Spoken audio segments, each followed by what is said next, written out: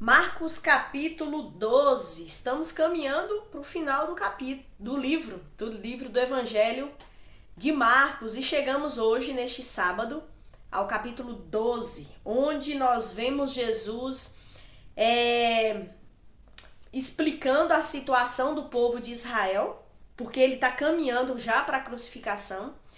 E aí alguns grupos se reúnem, os saduceus, os fariseus, os escribas, para questionar e testar Jesus no desejo de fazer Jesus cair.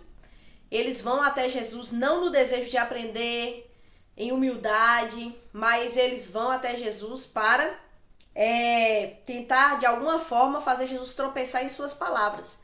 Mas Jesus é o Senhor de toda discussão, de toda conversa, e Jesus então vence aquelas discussões. E aí, pro final do capítulo, Jesus começa na realidade, questioná-los a respeito de algumas coisas, e termina com aquela mensagem tão bonita de Jesus no templo, observando vários homens dando suas ofertas e dízimos, e ele atenciosamente vê que quem mais abençoou, quem mais serviu a Deus foi uma viúva pobre. Com tudo que tinha, ela estava entregando a Deus. Então, um livro extremamente rico, um texto extremamente rico. Leia a Bíblia, medite na palavra de Deus.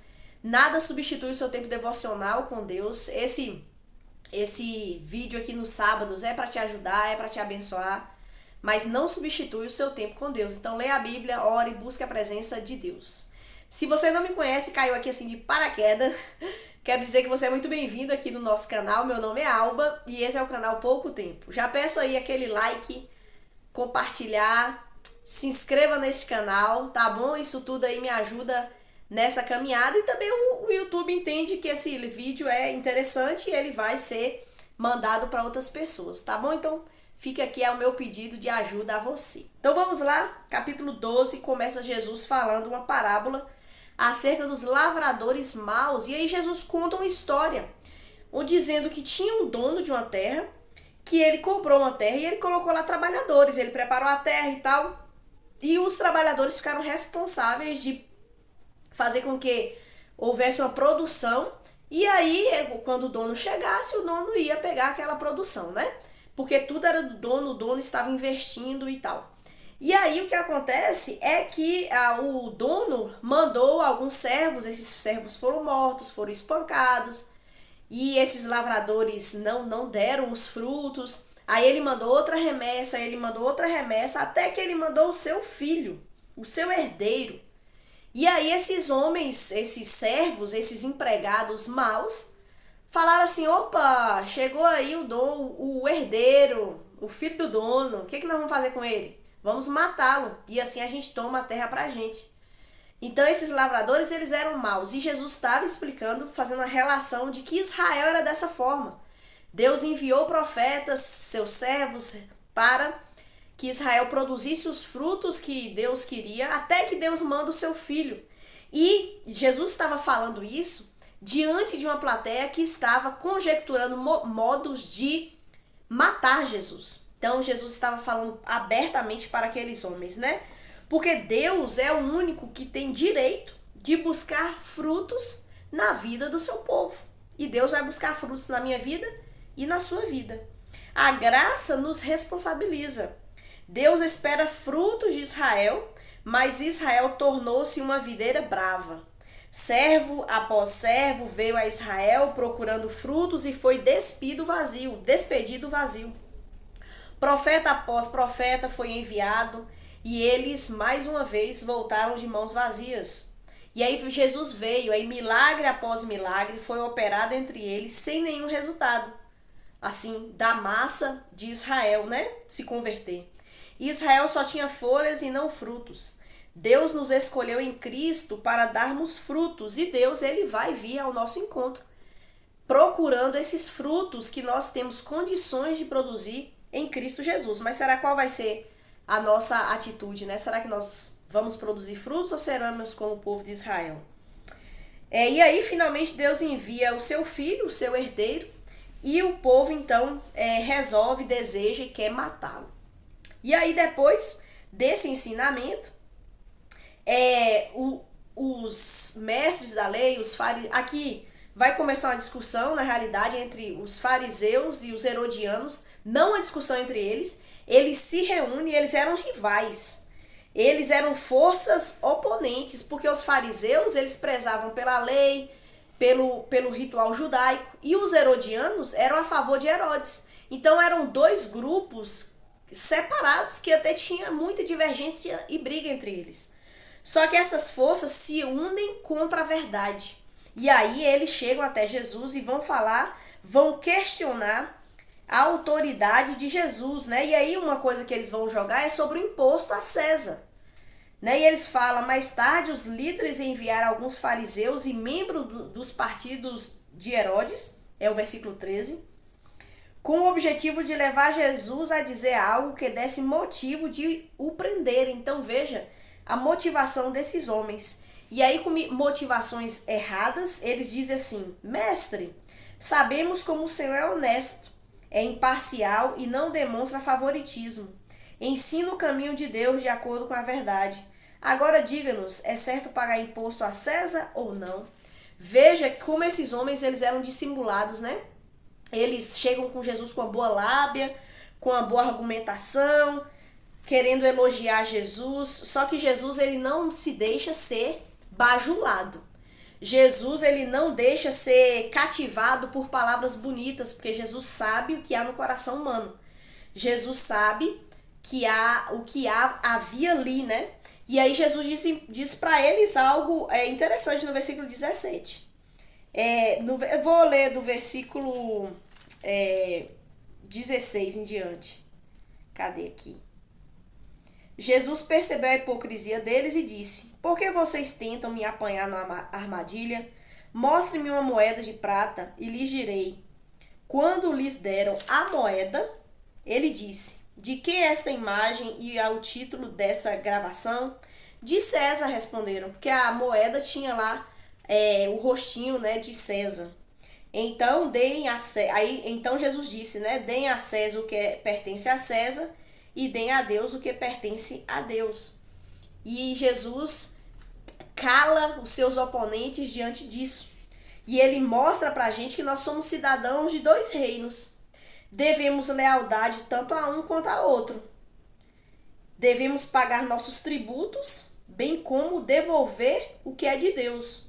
O governo humano é estabelecido por Deus para o nosso bem. Jesus rejeitou a tendência de ver o diabo no Estado, tanto quanto rejeitou a tendência de divinizar o Estado. Então Jesus ele traz sobriedade a nós para essas questões políticas, né? E aí o texto continua. Lembra, alguns grupos se reuniram para testar Jesus, para conseguir prender Jesus, fazer alguma coisa contra ele. Primeiro foram os fariseus e os herodianos, agora os saduceus, que falando sobre o mais importante dos mandamentos. A discussão sobre a ressurreição dos mortos, depois é outro, né? A ressurreição dos mortos. Então chegou os saduceus, que eram a classe aristocrática da religião judaica. Eles eram bastante ricos, eles dominavam aquela cultura, aquela religião. Contrariamente aos fariseus, que aceitavam tanto a lei escrita quanto a lei oral, eles só aceitavam o Pentateuco. Então, qual a diferença, né, dos fariseus para os saduceus? Os saduceus só aceitavam o Pentateuco e negavam a tradição oral. Eles sentiam-se ameaçados pelas ações de Jesus no templo, pois o poder deles e a manutenção da sua riqueza dependiam do templo. Aqueles que ocupam as funções mais importantes da religião judaica eram hereges doutrinariamente. Negavam a vida após a morte, a doutrina da ressurreição, a existência da alma, a existência dos anjos e demônios e o julgamento final. Os saduceus eram os liberais de hoje. Eles eram tidos como intelectuais da época, mas negavam os fundamentos essenciais da fé. Porque aí, se você ler com calma aqui, esses saduceus chegam até Jesus e perguntam, e conta uma história para Jesus. Jesus, uma mulher morreu, uma mulher não, tinha um casal, o marido dessa mulher morreu, aí ela casou com o irmão desse marido para deixar descendência, que era uma lei judaica, né? E aí esse marido também morreu, não sei o que, não sei o que. Eu sei que passou 7 maridos pela mão dessa mulher por conta disso. E quando tiver a ressurreição, ela vai casar com quem? Então esses homens, eles agiram também de uma forma muito hipócrita, porque eles não acreditavam na ressurreição. Lembra? Eles amavam, eles prezavam só pelo Pentateuco, que é Gênesis, Êxodo, Levítico, Número e Deuteronômio, só. Só que aí Jesus diz o seguinte, versículo 24, Jesus respondeu: o erro de vocês está em não conhecer as Escrituras nem o poder de Deus. Eles visavam tanto os 5 primeiros livros da Bíblia que eles não estudavam como deveriam os 5 primeiros livros da Bíblia, porque nesses livros nós encontramos doutrinas a respeito da ressurreição da alma, da existência de anjos e demônios e do julgamento final. Deus já deixou claro na sua revelação tudo quanto nós precisávamos saber. Mas esses homens erravam por não conhecer as Escrituras. A pergunta hipotética deles não era sincera. Eles nem acreditavam na doutrina da ressurreição. Eles estavam prontos para um enigma para Jesus, para colocá-lo num beco sem saída. O objetivo deles era afrontar Jesus. Mas Jesus, mais uma vez, ganha a discussão. Jesus é Senhor e cala todos aqueles que se levantam contra ele, porque Jesus é a verdade. E aí Jesus diz: olha, vocês estão errando, mas é porque vocês não conhecem as Escrituras. E aí, um último grupo aparece até Jesus, vai tratar sobre o mandamento, o grande mandamento, a partir do versículo 38 até o 34. Um grupo, que são os mestres da lei, chegam até Jesus e pergunta para Jesus, né, qual é o maior mandamento. E aí a gente já viu que Jesus silenciou os saduceus e os fariseus. Quem se aproxima agora para interrogar Jesus é um escriba. Escriba, ele tinha uma função importante de copiar a Bíblia, né?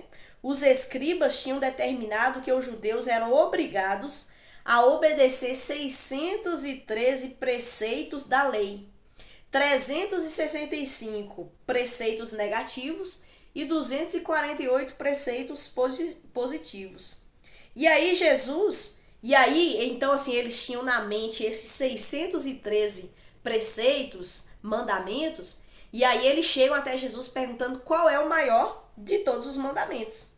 A resposta de Jesus não consiste em um pensamento novo, mais um mandamento, né? Talvez eles esperavam que Jesus falasse mais um, só que Jesus não diz um mandamento novo. Jesus recorda a eles aquilo que todo homem judeu pronunciava assim que levantava de manhã cedo. O Shema de Israel. Ouve, ó Israel, o nosso Senhor Deus. E o que Jesus fala está em Deuteronômio 6, do versículo 4 ao 6. Lembra? Esse grupo, eles eram conhecedores de todos os mandamentos. E Jesus lembra para eles o que está em Deuteronômio. Deuteronômio capítulo 6, do versículo 4 a 6, que diz assim: Jesus respondeu: o maior e mais importante é esse. Ouça, ó Israel, o Senhor nosso Deus é o único Senhor. Ame o Senhor seu Deus de todo o seu coração, de toda a sua alma, de toda a sua mente e de todas as suas forças. O segundo é igualmente importante. Ame o seu próximo como a si mesmo. Nenhum mandamento é maior do que esse. Porque a pessoa cumprindo esse mandamento, ela cumpre toda a lei. E aí Jesus silencia os seus opositores e agora Jesus passa a ser aquele que fala, aquele que inquire, aquele que faz perguntas, aquele que traz a reflexão ao homem. Homens calados por ele, porque ele não é um calar agressivo, mas é um calar onde a verdade é estabelecida.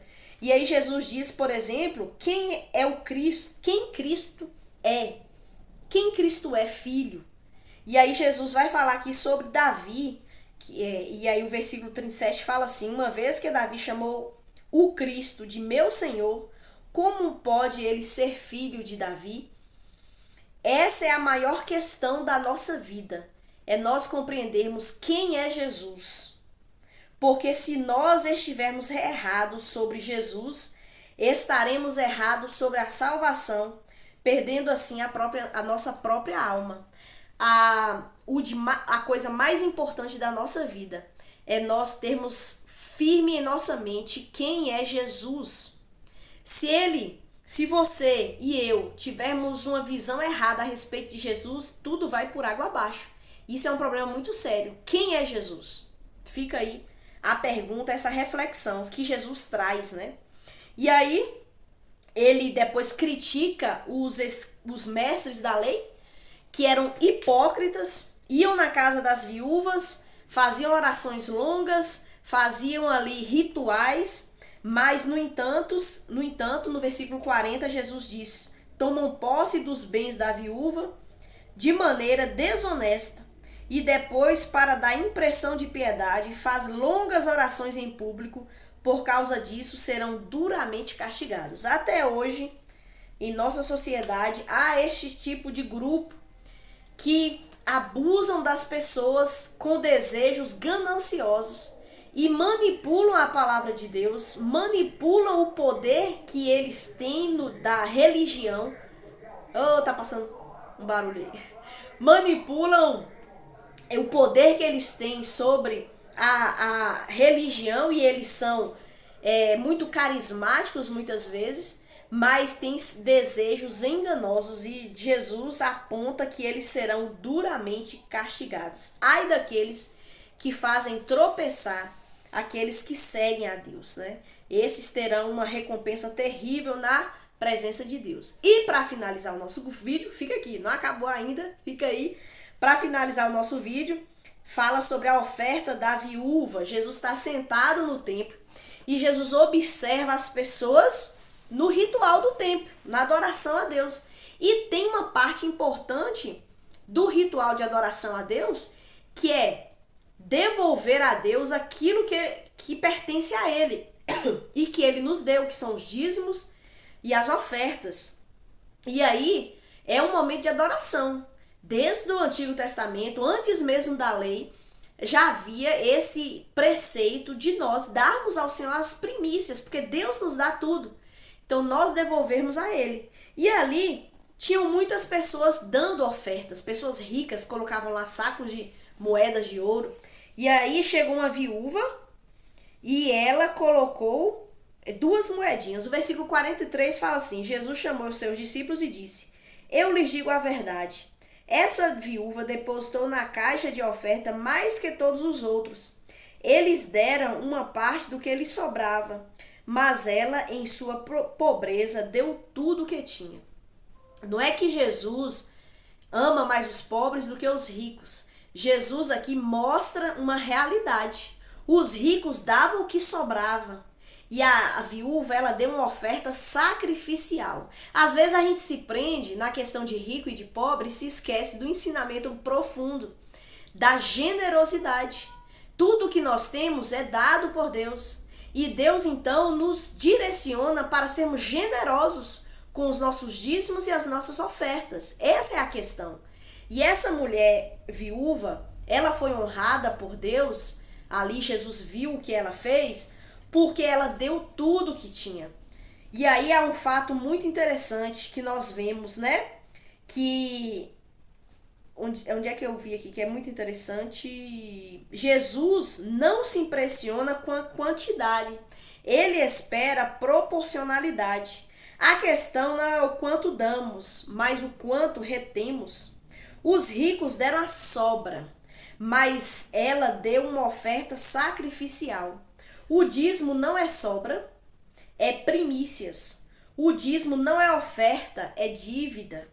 Não damos dízimo, pagamos. Retê-lo é roubo. O que é desprezível aos olhos do homem é grandioso diante de Deus. Jesus disse que aquela viúva deu mais do que os ricos, porque ela deu tudo. E aí está aqui a frase para encerrar esse vídeo, que é uma frase que nós precisamos ter em nossa mente. A confiança daquela viúva estava no provedor e não na provisão. Nós precisamos ter os nossos olhos voltados para o provedor, é Deus quem nos dá. E não na provisão que é o dinheiro. Às vezes nós não queremos ser generosos, nós não queremos abençoar pessoas e igreja, porque nós temos um coração voltado à riqueza. Ah, se eu der eu vou ficar sem. Ah, se eu der, como é que vai ser quando eu ficar idoso? Ah, se eu der, como é que vai ser minha vida? Não é essa a visão. Aí nós estamos olhando para o dinheiro e é o dinheiro que está comandando as nossas vidas. Nós precisamos ter os olhos voltados para o provedor. É Deus quem supre as nossas necessidades ontem, hoje e sempre. É Ele quem supre as nossas necessidades. Em adoração a esse Deus que é bom, que é provedor, nós então devolvemos a Ele aquilo que pertence a Ele. O dízimo é primícias, não é só 10%, é primícias, é generosidade, é bondade em dizer Deus tem me dado generosamente e eu volto essa oferta para Ele.